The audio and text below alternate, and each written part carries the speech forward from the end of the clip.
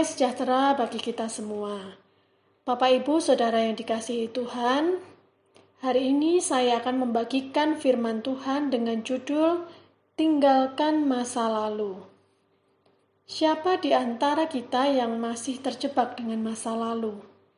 Dalam arti, masa lalu yang merugikan diri kita, yang tidak berguna, yang tidak membangun, dan malah melemahkan diri kita.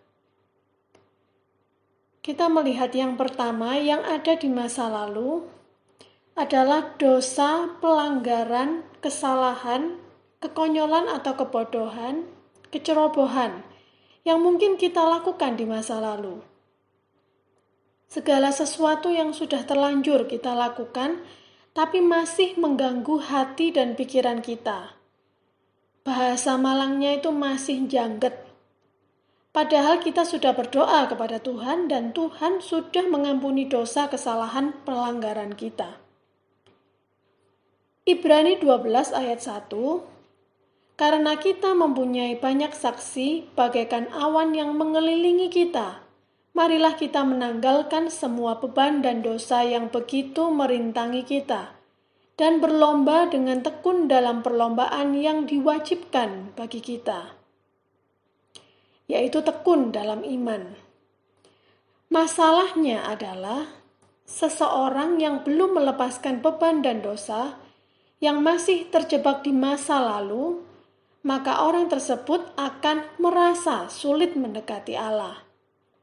Merasa doanya tidak dijawab. Dia tidak punya iman, imannya goyah. Padahal dikatakan dalam 1 Yohanes 3 ayat 21 dan 22. Saudara-saudaraku yang kekasih, jikalau hati kita tidak menuduh kita, maka kita mempunyai keberanian percaya untuk mendekati Allah. Dan apa saja yang kita minta, kita memperolehnya daripadanya. Karena kita menuruti segala perintahnya dan berbuat apa yang berkenan kepadanya. Contoh lain lagi, jika orang masih terjebak dengan beban dan dosa di masa lalu, maka kesalahan atau pelanggaran kecerobohan di masa lalu itu kadang bisa menghalangi kita untuk berbuat kebaikan di masa sekarang. Kita mungkin takut dianggap berpura-pura, takut dibilang hanya mau cari muka, dan lain sebagainya. Seperti Paulus, kalau Paulus memikirkan semuanya itu, maka dia tidak akan maju dalam pelayanan. Kita bisa melihat di dalam Kisah Para Rasul 9 ayat 21 dan 26. Di situ Paulus pasti mendengar orang-orang meragukan dia, takut kepada dia, tidak percaya kepada dia, merasa heran dan aneh karena dulu Paulus mau membinasakan orang percaya. Kok sekarang bersikap sebaliknya? Bahkan mau menggabungkan diri dengan orang-orang percaya. Ada perasaan curiga. Paulus yang pernah berbuat kebodohan di masa lalu itu meyakinkan kita seperti dia sendiri juga sudah yakin akan kebenaran setelah hidupnya berubah karena Kristus.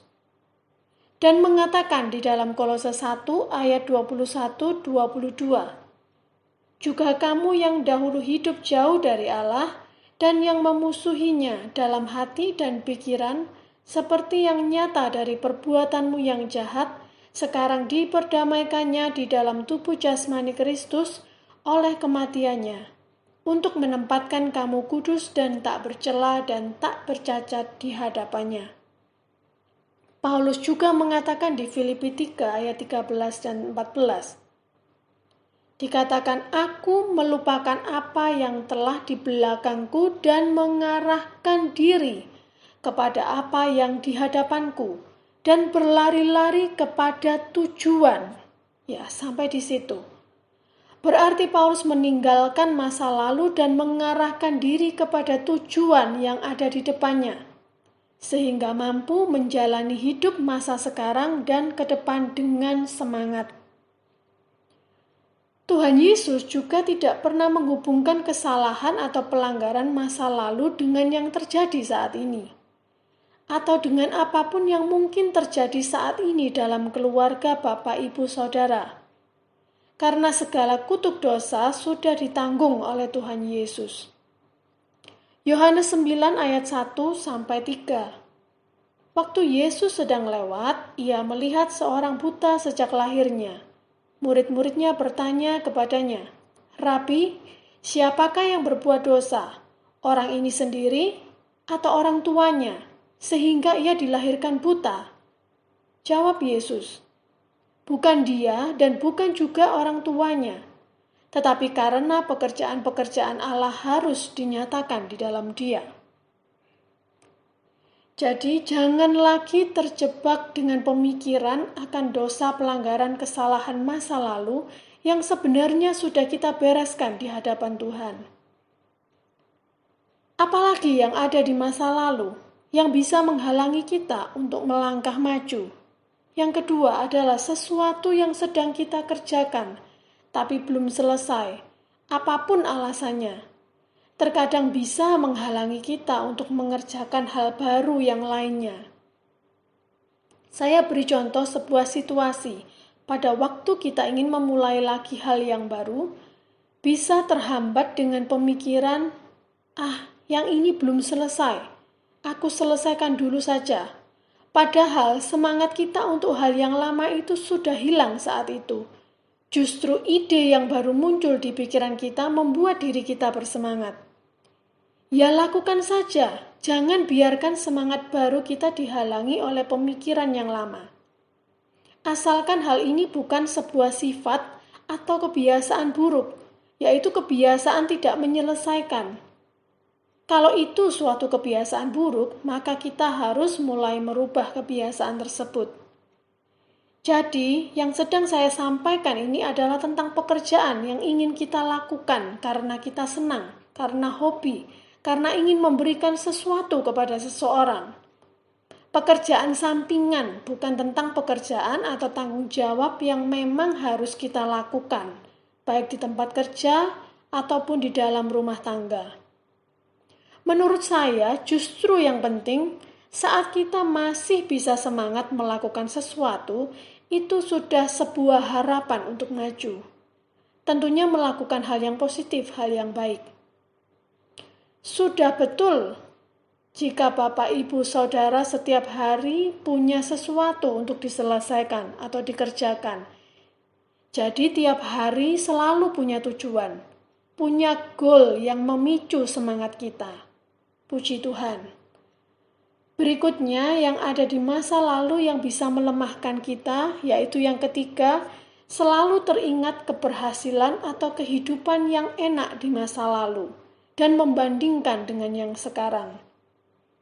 Di dalam Bilangan 11 ayat 1, 4-6, pada suatu kali bangsa Israel, bersungut-sungut di hadapan Tuhan tentang nasib buruk mereka.